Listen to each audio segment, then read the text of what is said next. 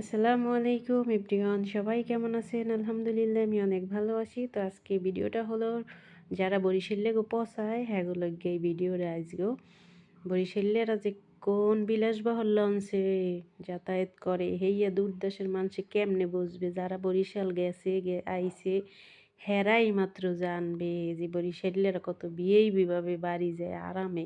কি যে বরিশালে যারা খাতারকাটি কন হ্যাগুলো আজকে ভিডিও চাইয়ে চাইয়ে দেখেন যে মোরা কত বড় লঞ্চে হই রে, মোরা কত বড় লঞ্চে হই রে ঢাকা আই আমনে গো ধারণার বাইরে। আপনারা একটুও বুঝবেন না, এই লঞ্চে যখন উঠবেন আপনারা তখন বুঝবেন যে এটা যে কত শান্তি, কত আরামে ঘুমাইয়ে ঘুমাইয়ে বাড়ি যায়। আরে এখন আর সেই দিন আছে বরিশালে খাতার ঘর। আগে একটা সময় আনলে যে বরিশালেরা বিছনা চাদর একখান লইয়া খাতা একটা লইয়া হেইয়ের পরে চাদরটা বিছাইতে খাতাটা গাইতে হেইয়ের পরে হুইয়া একটা উড্ডে একটা ঘুম দিতে এরপর ঘুমাইতে ঘুমাইতে ঢাকা শহর আইতে বেন্যা লইছে ওইয়া ঘুম দিয়ে উড্ডে দেখতে যে বেন্যা লইছে আর ঢাকা শহর আইয়া নামতে। এখন কিন্তু এই দিন নাই, দেখেন আপনারা চাইয়ে চাইয়ে এটি কিন্তু সব বরিশাল লাইনের বড় বড় লঞ্চ, সব কিন্তু বরিশালেরা যাইতে।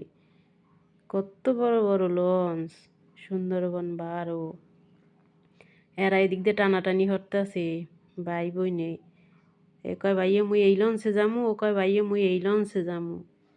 এদিকে কয় না ওইটাই যাওয়া যাইবে না, ওদিক দিয়ে যাইবে, ওই পাশে আরো বড় লঞ্চ আছে এর সামনে টানাটানি হেরা।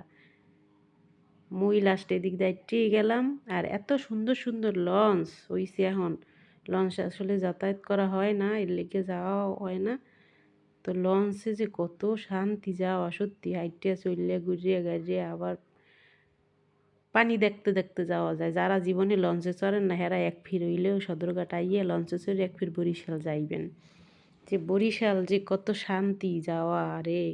বাসের মধ্যে তো উঠলে একবারে ঘুমাইয়ে থাকো, চোখটা বুঝে থাও। আর যারা বমি করো হেরা তো যে কি কষ্টে যায় বাড়ি, বমি করতে করতে করতে করতে অবস্থা খারাপ হ্যাগো। হ্যাগো অবস্থা খুবই খারাপ হইয়া যায় যারা বাসে যায়। এই যে দেখেন সব চাইয়ে এখন বড় লঞ্চ এইটা যুবরাজ ঢাকা বরিশাল।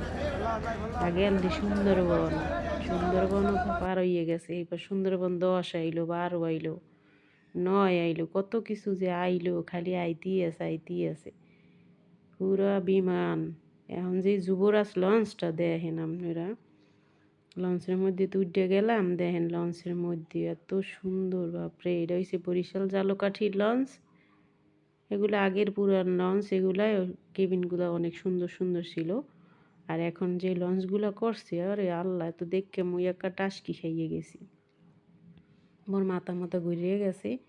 তো লঞ্চটা কিন্তু এখন সারিয়ে দেবে, সারিয়েও দেবে, সময় হয়ে গেছে, এর লিগে সব উড়াই লইতেছে।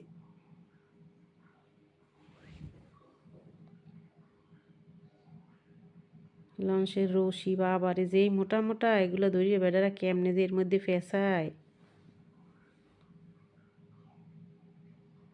তো সময় হয়ে গেছে, লঞ্চটা এখন সারিয়ে দেবে।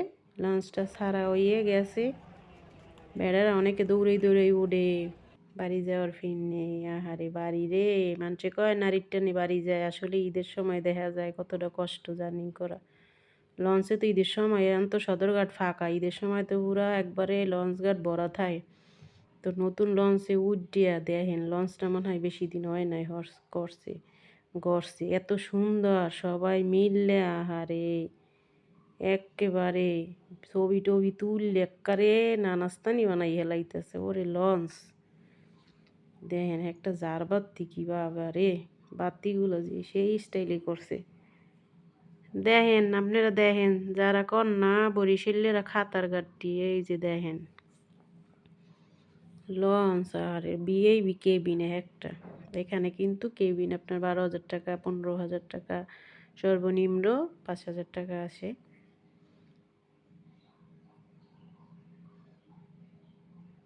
এত সুন্দর লঞ্চের মানে ভিতরে ডিজাইনগুলো এত সুন্দর করে করছে কেবিনের। আমি সব ভিডিওগুলো নেই নাই, কারণ সময় ছিল না হাতে, একটু একটু করে এক এক জায়গা থেকে আমি ভিডিও নিছিলাম। এখানে হয়েছে আপনার মানে এখন আর ওই ঢালা বিছনা নাই, ড্যাগে ড্যাগে এখন অনেকে যায়, কিন্তু এটা হয়েছে গিয়া বাসের মতো সিস্টেম। আপনি লঞ্চে উঠবেন, আবার মন চাইলে একটু আটতেও পারবেন, বইয়ে বইয়ে টিভিও দেখতে পারবেন, বইয়ে বইয়ে সিটগুলো ভাঙ্গে কিন্তু একটা খাড়ের মতো হওয়াইয়ে লইয়ে এরপরে ঘুমাইতে ঘুমাইতে যাইতে পারবেন, একদম কোনো সমস্যা নাই। এই যে দেখেন এরা সিটের সামনে তোষক বিছাইয়ে লইছে, ওরে জমিদার রে, ওরে না, শীতের দিন না, এর লিগে ঠান্ডা ছিল, এর লিগে এরা তোষক মোষক বিছাই লইছে। আসলে লঞ্চগুলো এত সুন্দর করে করছে, আর এখানে যাবতীয় যা আছে সব কিছুই আপনারা পাইবেন। খাবার দাবার কিন্তু রেঞ্জটা একটু বেশি নাই, প্রাইসটা অনেক বেশি।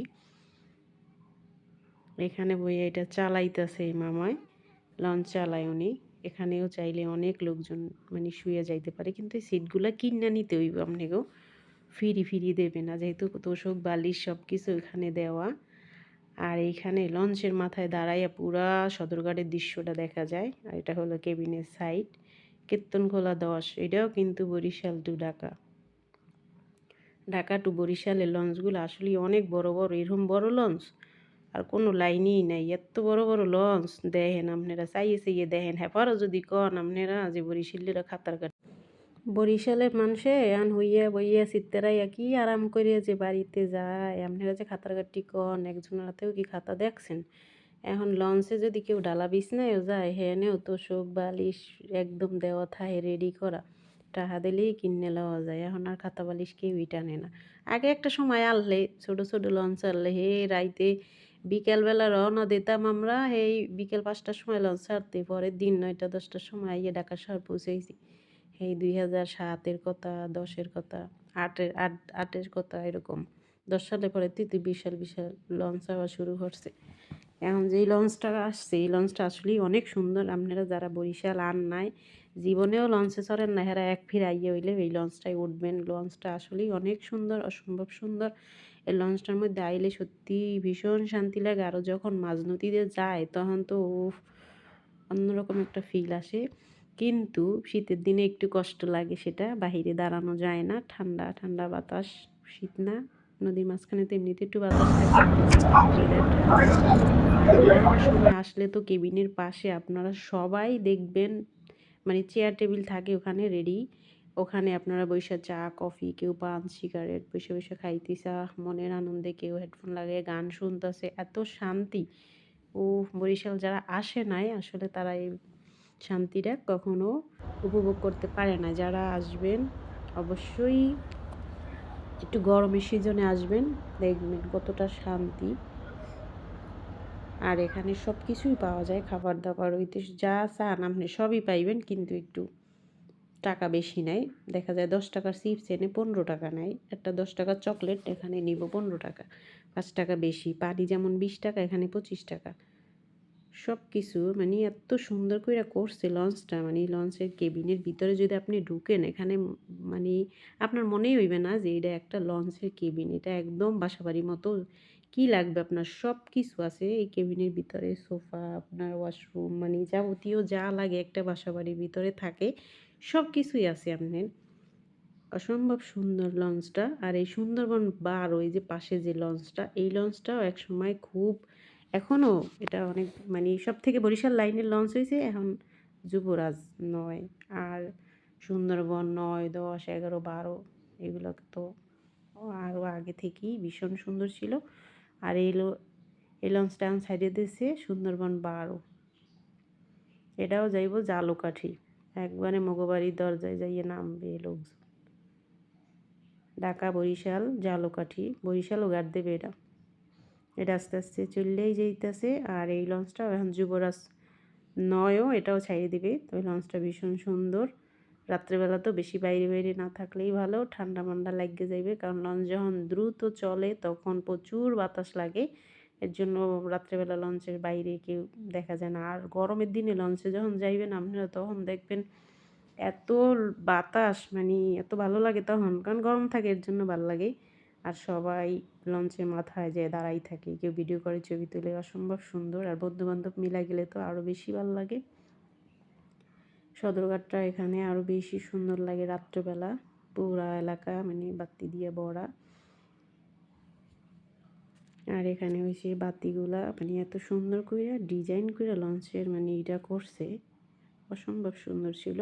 আপনারা যারা লঞ্চে চড়েন নাই কখনো অবশ্যই একবার আসবেন, যার বাড়ি যেখানে হোক না কেন অবশ্যই আসবেন, ঘুরে যাবেন। আর মোড়েও কিন্তু বরিশাল্লা কইবেন না, বরিশাল্লারা কাতার গাট্টি।